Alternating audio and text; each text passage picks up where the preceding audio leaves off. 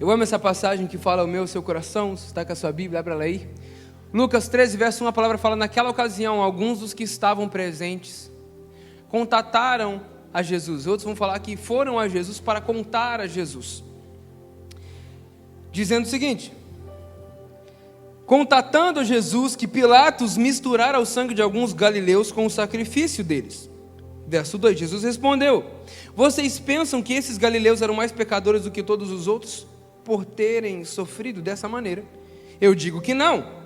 Mas se não se arrependerem, fala comigo, mas se não se arrependerem, olha o que ele fala para mim e para você: todos também perecerão.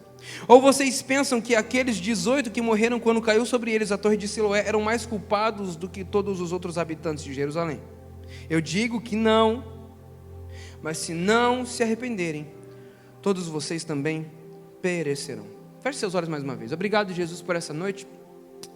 Obrigado pela tua palavra liberada sobre nós. Nós abrimos o nosso coração, nos dê ouvidos para ouvir, olhos para ver e boca para profetizar da tua palavra. Deus, que cada palavra liberada nessa noite da minha boca possa ser como semente mesmo liberada, que ela possa multiplicar e ser lançada e gerar fruto na vida dos meus irmãos nessa noite. Essa é a minha oração, em nome de Jesus. Amém. Quando a gente começa esse texto de Lucas 13, talvez, pastor, o que isso tem a ver com colheita? Eu vou chegar lá. Mas se a gente começa a entender o que a palavra fala em Lucas 13, a palavra começa nos relatando que alguns chegam a Jesus dizendo para ele que Pilatos misturou o sangue de alguns galileus com o sacrifício deles. Pastor, está difícil esse texto, não entendi, calma. Em outras palavras, o que estava acontecendo? Enquanto alguns galileus estavam ali sacrificando, fazendo sacrifícios, por algum motivo que a palavra não deixa ao certo qual é, Pilatos manda matar eles. Ou seja, para isso acontecer, irmão, só poderia ter acontecido com um respaldo histórico. Eles estavam provavelmente desobedecendo algum decreto que Pilatos tinha feito. Logo, devido a isso, eles foram mortos. Desculpa o palavreado que eu vou usar, mas isso é uma desgraça. Foi um fato terrível que aconteceu. E eles chegam então para Jesus e falam assim: Jesus, você precisa saber de algo. Está vendo aqueles galileus lá? Enquanto eles sacrificavam ao seu Deus, eles foram mortos por Pilatos. E Jesus chega para eles e fala assim: então, peraí, vocês estão querendo dizer que pelo simples fato de eles terem passado por dificuldades, tragédias ou qualquer outro tipo de coisa relacionada a isso, vocês estão achando que eles são mais culpados? Jesus fala: eu digo que não.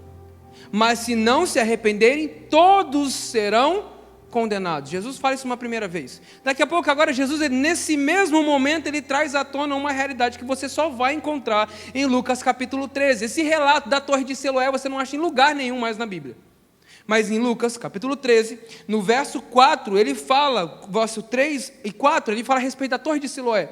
Não dá para entender muito bem, mas até onde a gente entende do que o texto fala é que existia uma torre chamada Torre de Siloé, e por algum motivo também que a gente não sabe, essa torre cai em cima de alguns, como uma tragédia, como uma desgraça, como algo, como se fosse uma consequência. Jesus chega para ele e fala assim: olha só, vocês lembram daqueles 18 da Torre de Siloé?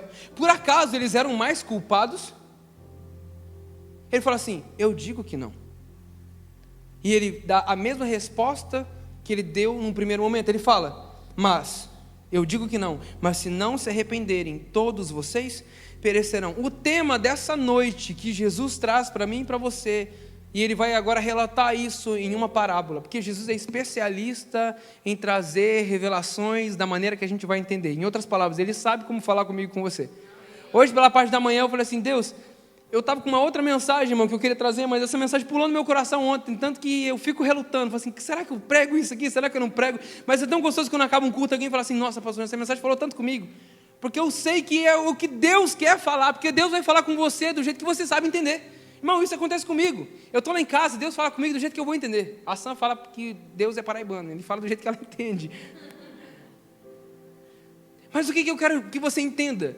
Deus sabe exatamente como falar com você. Deus sabia exatamente como falar com o povo naquela época. E Jesus, ele era um ótimo comunicador. Ele sabia comunicar com as diversos tipos de pessoas. E isso queima o meu coração, porque ele falava com as crianças, mas falava com os mestres da lei. Ele falava com o pescador, mas também falava com o estudioso. E ao falar com a multidão, com aqueles que estavam ali também, trazendo esse exemplo para os seus discípulos, ele traz uma parábola, que agora a gente começa a ler ela a partir do verso 6. Deixa aberta a sua Bíblia em Lucas 13, a partir do verso 6, a palavra vai falar para mim e para você. Então, contou essa parábola. Quem contou? Jesus. Então contou essa parábola. Um homem tinha uma figueira. Presta atenção nisso. Todas as vezes que Jesus ele quer falar com Israel de maneira específica, sem falar o nome de Israel, você vai ver isso de Gênesis e Apocalipse. Ele usa a expressão figueira. É uma das representações simbólicas que Deus usa para Israel. Você vai ver isso em todos os livros dos profetas do Antigo Testamento. Pode ir lá procurar que você vai achar. Jeremias, Ezequiel, todos eles vão falar. Neemias vão usar essas expressões falando a respeito de figueira. O próprio Isaías vai falar a respeito disso. Deus fala, através da parábola de Jesus para nós, ele fala, então contou essa parábola. Um homem tinha uma figueira plantada em sua vinha.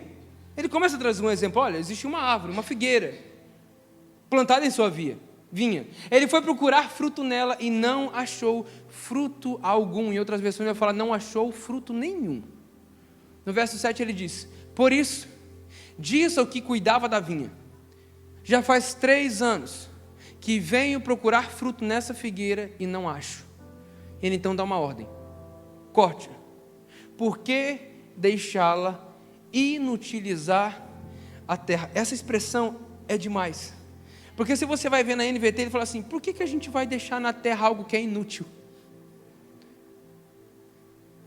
Mas então Jesus agora, nessa mesma parábola, ele traz um entendimento do que é a graça e o favor de Deus, o que é a graça e a misericórdia do Senhor para mim e para a sua vida. Olha o que ele fala, respondeu ao homem, presta atenção nisso, respondeu o homem, Senhor, deixe-me por mais 1 ano, e eu a cavarei ao redor e a adubarei, se der o fruto, ano que vem, muito bem, se não, corte. É engraçado porque em outras versões, na NVT ele vai falar assim, o jardineiro então disse ao seu senhor, deixe ela por mais 1 ano. Eu não entendo muito de plantação, mas a gente consegue ver algumas realidades aqui. Eu quero aqui trazer alguns pontos e princípios que a palavra traz para nós. Primeiro, antes da parábola, eu preciso que você e eu possamos entender isso nessa noite. Na maioria das vezes a gente acha que dificuldades, lutas e aflições acontecem porque alguma coisa aconteceu, e essa era a crença judaica. Eles falavam assim, olha, está vendo aquilo lá? Lembra do cego de nascença? Eles perguntam, quem pecou? Ele ou seus pais?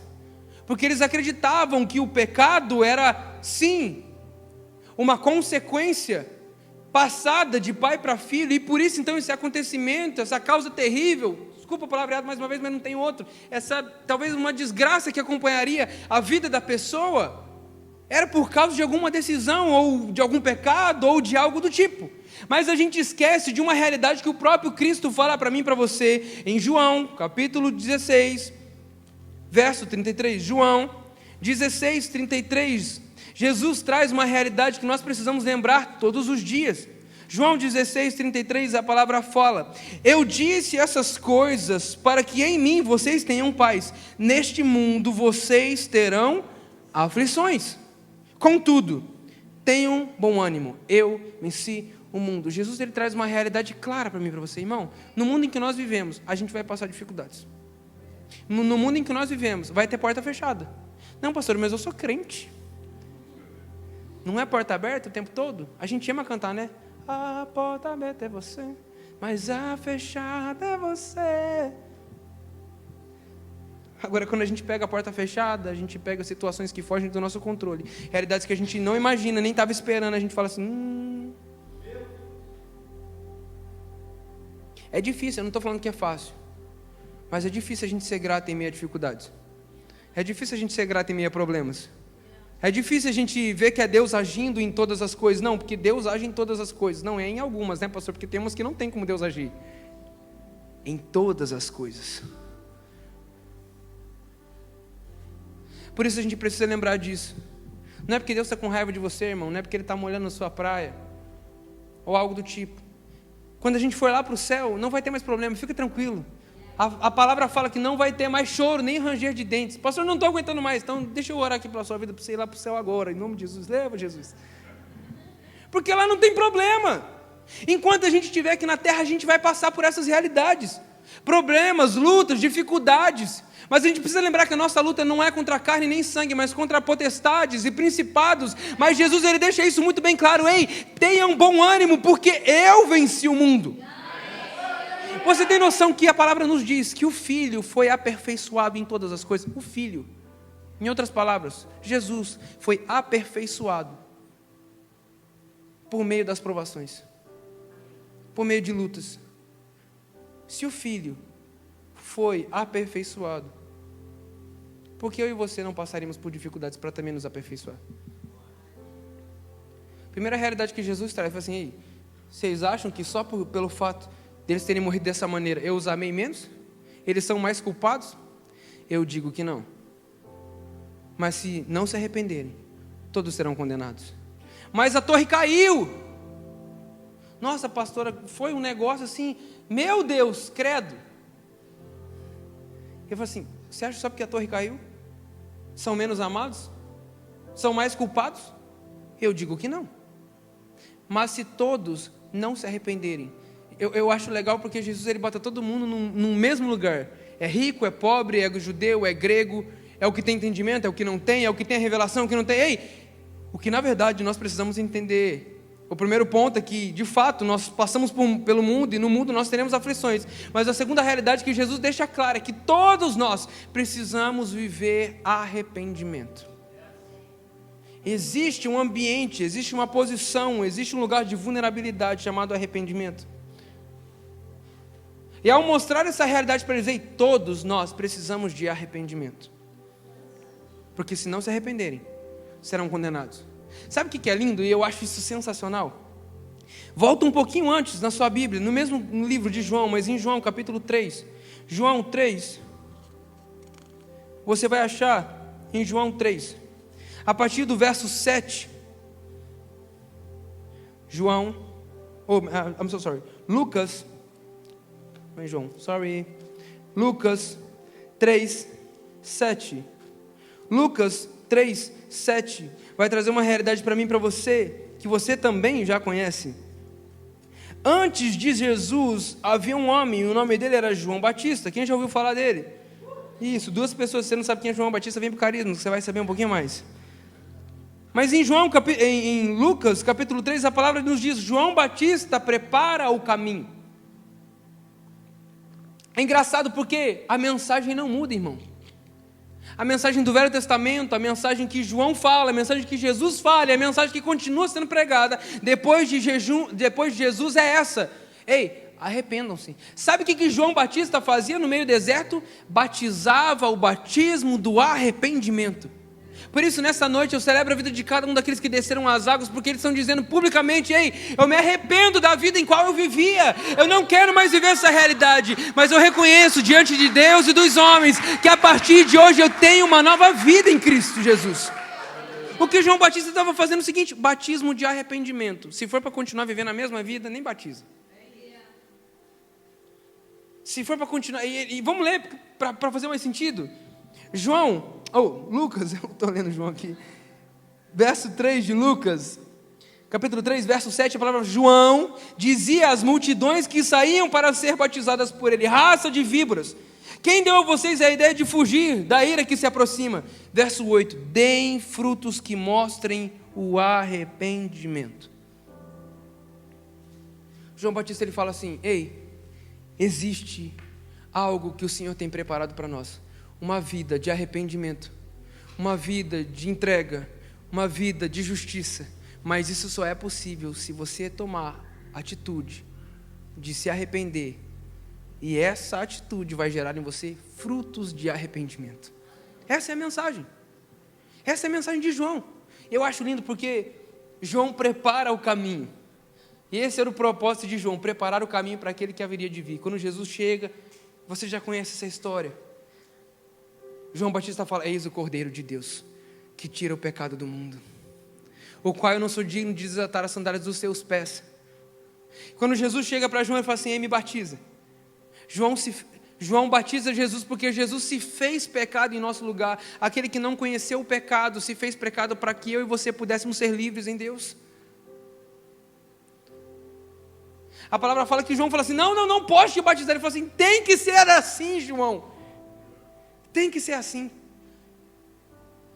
João pregava um batismo de arrependimento. E ele continua dizendo, deem frutos que mostrem o arrependimento. E não comecem a dizer a si mesmo, Abraão é nosso pai. Pois eu digo que destas pedras Deus pode surgir filhos a Abraão.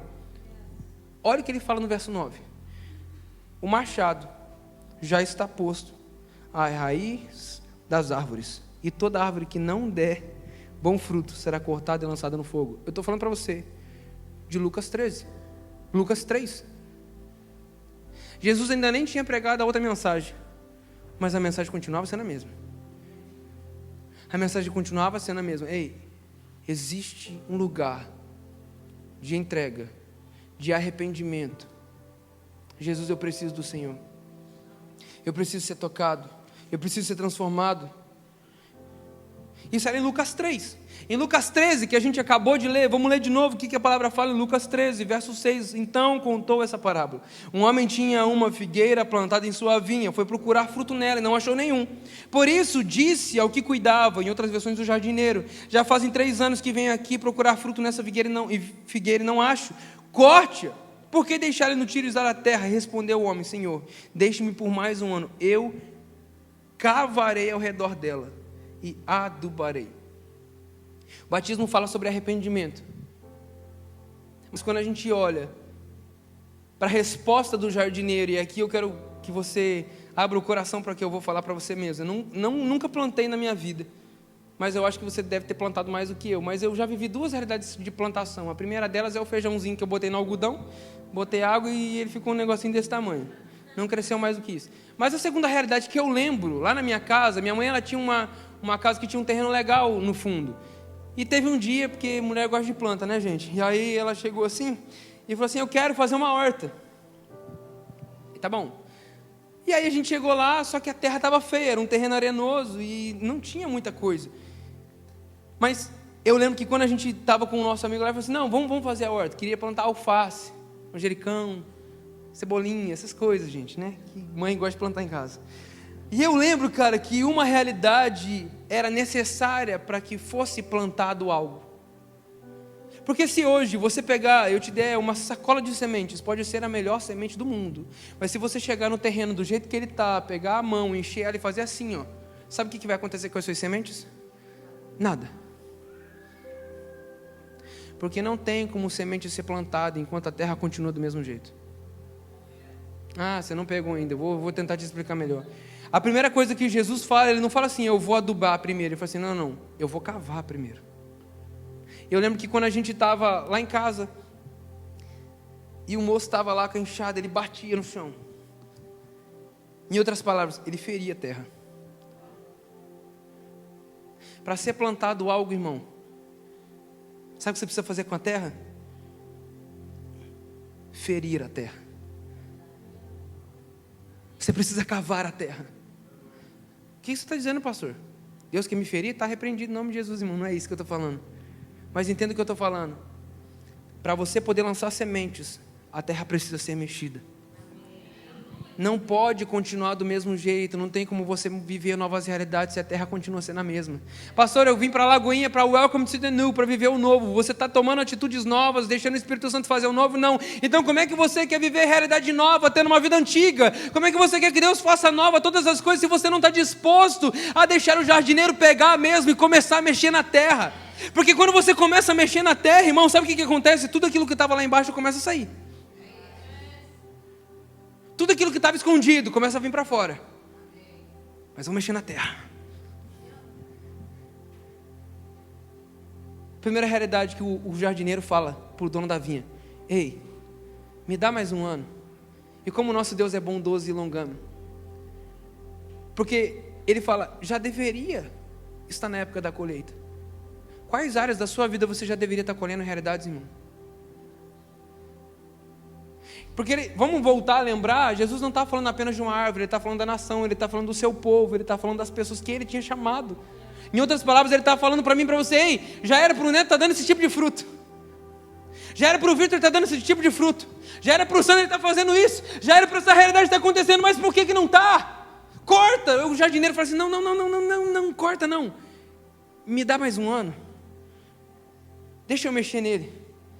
Deixa eu mexer na terra. Deixa eu abalar as estruturas. Deixa eu começar a tirar daquilo que está de dentro para colocar para fora. Colocar aquilo que está para fora para dentro e mexer na terra e começar a mexer. Tem alguém que está entendendo o que eu estou falando nessa noite aqui? E aí a gente vê o jardineiro, ele fala, a primeira realidade, eu vou cavar a terra, eu preciso mexer nela. Porque do jeito que está realmente não vai dar nada. Mas se eu colocar as minhas mãos e ela se deixar ser tocada, se deixar ser transformada, com certeza daqui a um ano vai dar fruto. Em outras palavras, o que eu quero trazer para mim, para você nessa noite, existe um lugar de arrependimento, para que através do arrependimento a gente comece a dar fruto, irmão. Mas isso só começa, a primeira realidade que eu e você nós precisamos entender, aceitar e permitir o Senhor fazer, é mexer na terra. Talvez existem realidades que só você sabe, chegou aqui nessa noite e falou assim, pastor, eu não é essa a realidade aqui, isso aqui até aqui eu fiz, mas tem uma áreazinha, deixa Deus tocar. Deixa o jardineiro, Jesus, cavar. E a palavra fala sobre esse cavar, esse ferir a terra, sobre esse machucar a terra para que a semente seja lançada. E depois que ele fala assim, eu vou cavar ao redor dela. Depois disso, eu vou adubá-la.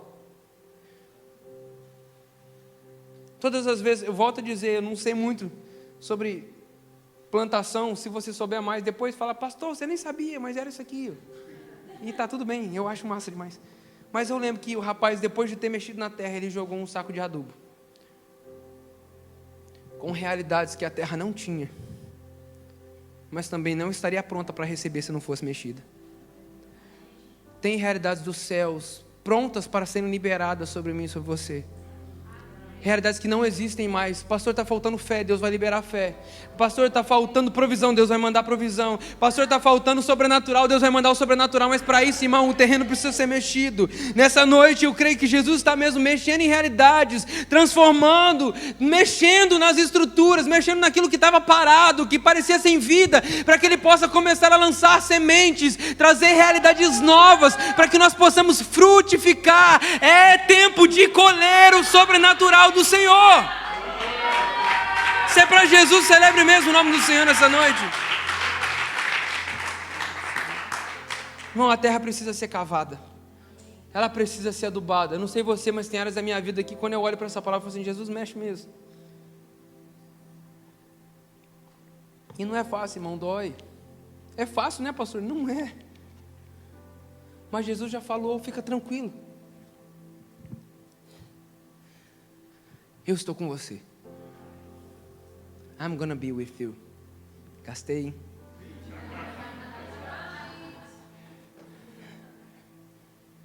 E quando a gente olha para essa videira, existem frutos. Eu quero trazer alguns frutos do arrependimento. Porque, pastor, se essa figueira já era para dar fruto, qual que é o fruto do arrependimento que o próprio João Batista fala, que Jesus fala, que o apóstolo Pedro fala? Irmão, abre aí na sua Bíblia em Atos. O pastor gosta de ler a Bíblia, irmão. Abre aí, Atos. Você vai ficar indo e voltando aí na sua palavra aí. Volta aí. Agora vai para Atos. Atos, capítulo 3. Atos 3, 19. Palavras do apóstolo Pedro. Arrependam-se. Arrependam-se. E voltem-se para Deus, para que os seus pecados sejam cancelados. Sabe qual que é uma primeira realidade do fruto do arrependimento? Perdão de pecados. Fruto do arrependimento, primeiro deles, perdão de pecados. Esses pecados são perdoados. Não há mais condenação, não há mais culpa, mas agora a justificação, a graça, a favor. A gente falou sobre a série Romanos, eu trouxe muito a respeito disso, mas é inevitável. A partir do momento que você coloca nesse lugar de arrependimento, fala assim, Deus, eu me arrependo. Muda, transforma. Deus fala assim, está perdoado. Mas sabe por que na maioria das vezes, e agora eu vou falar aqui, cadê os homens casados? Dá um glória aí, aleluia. Irmão, na maioria das vezes é a gente que está errado, amém? Amém. As irmãs sempre celebram nesse momento, né? Não, na maioria das vezes, né? Mas se por acaso a gente, ocorre um equívoco, no meio do caminho, não vou dizer um erro, mas um equívoco no meio do caminho. Se não há um arrependimento, não há perdão. Deixa eu trazer agora para o entendimento para quem tem filhos aqui. Cara, se você vê o seu filho e você dá uma ordem, um mandamento, e ele não faz algo errado. Qual é a primeira realidade que a gente vê de uma criança que ela realmente está magoada e quer mudança? Desculpa, papai. Me perdoa, papai. Arrependimento. Sem arrependimento não há perdão. Fruto do arrependimento, perdão de pecados. Pedro fala assim: arrependam-se. Existe justificação, existe graça, existe vida, mas precisa de arrependimento. 2 Coríntios capítulo 5, verso 2 Coríntios 5, 17, vai falar para mim e para você o seguinte: portanto, se alguém já está em Cristo, é nova criação, as coisas antigas já passaram, e eis que surgiram coisas novas. Em outras versões vai falar: as coisas velhas já passaram, eis que tudo se fez novo. Fruto de arrependimento é perdão de pecados, mas um outro fruto do arrependimento, uma nova vida em Deus. Uma nova vida em Deus. Pastor, estou cansado dessa vida que eu tenho, de pecado, de imoralidade, de prisão, de morte. Existe uma nova vida para você, mas o primeiro passo para isso é o arrependimento. Arrependimento traz perdão de pecados, o arrependimento traz para nós uma nova vida, transformação. Romanos 5:1, a palavra vem falar para mim, a gente já leu bastante a respeito disso em Romanos, mas Romanos 5:1 fala para mim e para você. Romanos capítulo 5, versículo 1: tendo sido, pois, justificados pela fé, temos paz com Deus por nosso Senhor Jesus Cristo. Irmão, presta atenção nisso. Sabe como é que você tem paz com Deus? Quando você se arrepende. Paz, alegria, felicidade no Senhor, você só vive quando você vive em arrependimento. Eu falo para você hoje que é tempo de colher. Uma última realidade que a gente consegue enxergar sobre frutos de arrependimento está em Atos, capítulo 2, 38 a 39. A palavra fala para mim e para você: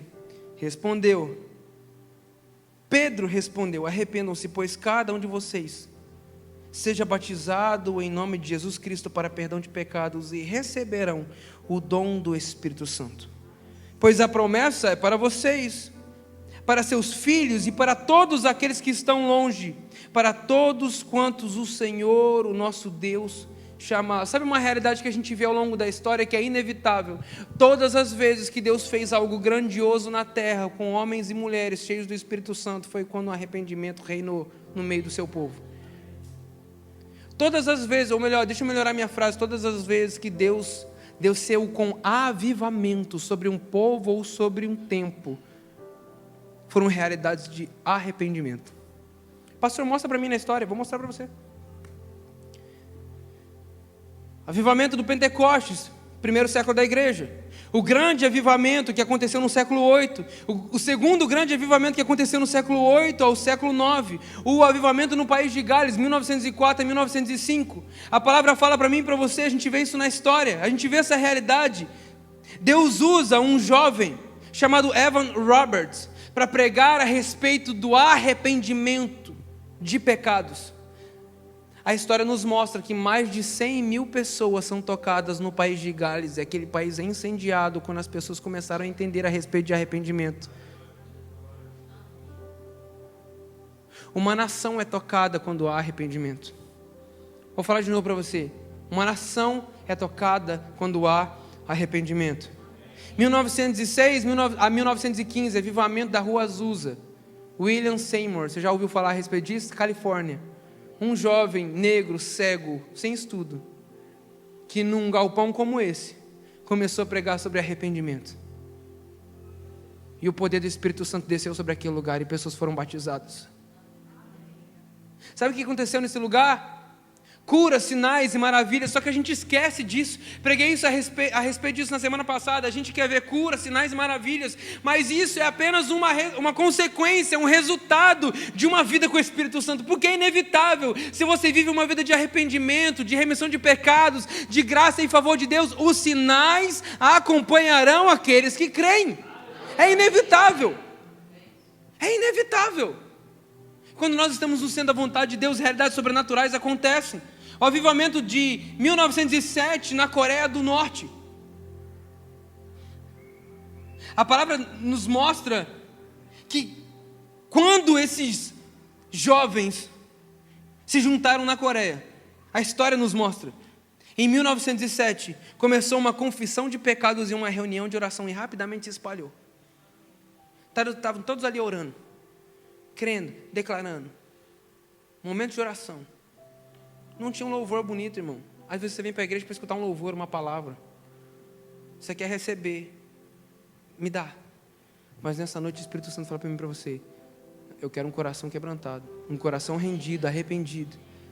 A história nos mostra que esses jovens reunidos nessa igreja, foram tomados pelo Espírito Santo. E um avivamento tomou conta da Coreia. Avivamento de Hebrides, na Escócia, caracterizado por sensação da presença de Deus, uma forte presença de Deus, levando muitas pessoas ao arrependimento e conversão. 1994 foi o último avivamento que a história viveu em Toronto. 1994, em Vineyard, pessoas que estavam buscando arrependimento, confissão de pecados, viram a glória de Deus e o sobrenatural acontecer de maneira sobrenatural naquele lugar. Eu creio nessa noite, irmão, que a mensagem dos céus para mim e para você é que nós precisamos, em alguma área da nossa vida, nos arrependermos e colocarmos diante do Senhor. Se nós queremos ver essa cidade completamente tomada pelo poder do Espírito Santo, vivendo um avivamento, nós precisamos primeiro começar nos arrependendo, consertando aquilo que o Senhor talvez já tenha falado para mim e para você. É tempo de colher, é tempo de colheita, mas para isso a gente precisa deixar o jardineiro começar a mexer no terreno e falar assim: Jesus, eu me arrependo porque talvez eu não esteja cuidando das coisas que o Senhor colocou nas minhas mãos como eu deveria. Senhor, eu me arrependo porque eu não tenho buscado a Tua presença como eu deveria, eu não tenho honrado a Sua presença como eu deveria, eu não tenho cuidado da minha casa, da minha família, das minhas finanças. Jesus, eu me arrependo porque eu tenho priorizado tantas coisas, menos a Tua presença. Espero que você tenha sido abençoado por tudo aquilo que nós vivemos com essa palavra. Quero te fazer um convite, vão aparecer mais 2 mensagens aqui, você pode clicar e ser abençoado por tudo aquilo que temos vivido como Lagoinha. Mas antes disso, só quero te fazer um convite: curte esse vídeo, se inscreve no nosso canal, ativa o sininho para você não perder nada de tudo aquilo que temos vivido. Que Deus abençoe a sua vida, em nome de Jesus.